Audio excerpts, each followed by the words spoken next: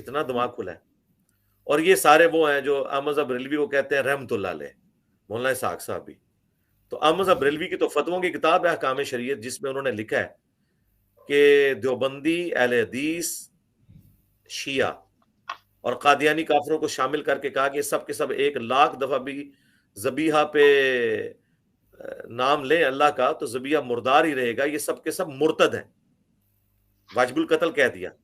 اور قادیانیوں کے برابر لا کے اہل حدیث اور دیوبندیوں کو کھڑا کر دیا. کس نے؟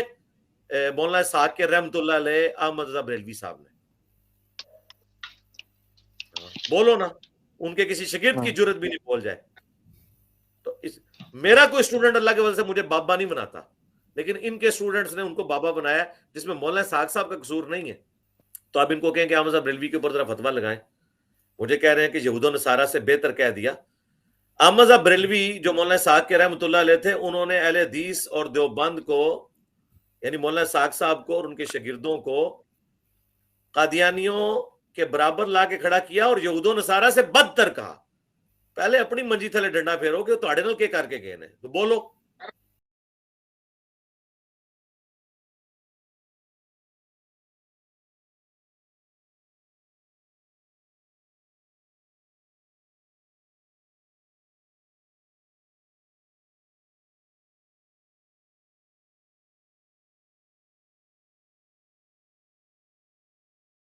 میرا ایک اور کوسچن ہے تسلی کراما. نہیں یہ بہت ہو گیا ان کے لیے.